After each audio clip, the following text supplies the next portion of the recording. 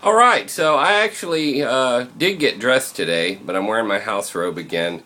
Um, this may be a little TMI, but when I don't have anything to do, I like to walk around in my underwear. You know? Especially when it's hot like this. So I did put on clothes and went out and did stuff, but here I am in my little, very soft little robe that Honey got me for our last anniversary or something, I think. So, briefly, what should I talk about first? Comic books or cats? Let's talk about cats and we'll finish off with comic books. So, as many of you know, we've lived here for about 4 years, and when we moved in there was an outrageous feral cat population, so we began trapping them. TNR, trap, neuter, release.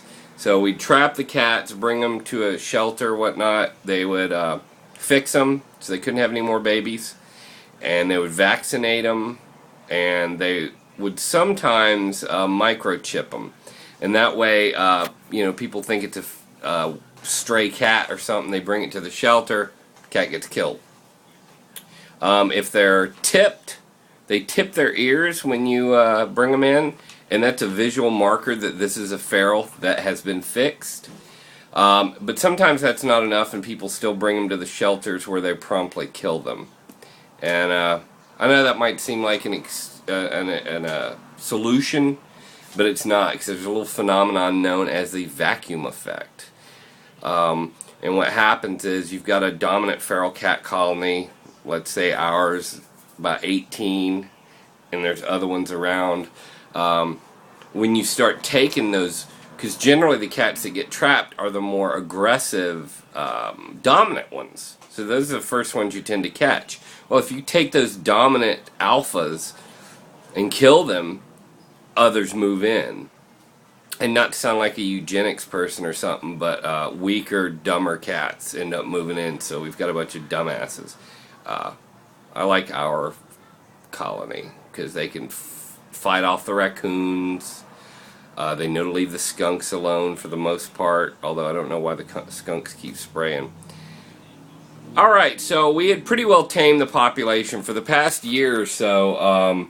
There was a litter that happened, and we got half of them. I don't know where the other half went. Well, I don't want to make you sad, but a raccoon got one of them for sure.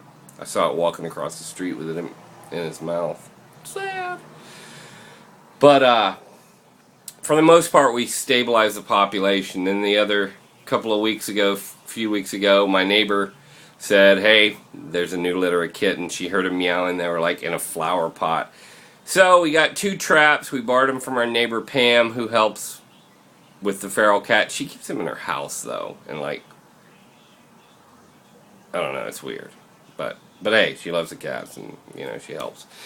So we borrowed 2 traps from her, and we have a neutering, spaying appointment on Sunday. So we're going to try to trap some of the kittens. And if we don't, I just talked to her, we're going to take some of hers that she keeps in her house. I think she's got like 14 cats in her house. But anyway, she's a nice lady. And yes, she is a cat lady. So I told her, look, if we have an appointment, if we don't catch one, we'll take one of yours that's not fixed. And she's like, oh yeah, that's great, then I can let them out. It's like, yeah, exactly. So that's how she maintains a population, is she keeps them inside. Alright, so cats, lots of cats. So new issue of Walking Dead, pretty cool. They got this new guy, Ezekiel, who is pretty interesting. It looks like he's kind of hitting on Michonne, which is really annoying in this book in a way, because there's like, your token black people, but they always hook up with the other black people. It's like there's no race mixing. I don't know what's going on. Race mixing is fun, right? Finished the Cobbler's Monster. Pretty darn good. I'm not attached to it, so if you would like this, put it in the comment section. I'll mail it to you. And then from the library, I got Hellboy with Batman, Starman, and Ghost. Pretty cool. Halfway done with it. Alright, I'm out of time. Talk to you tomorrow.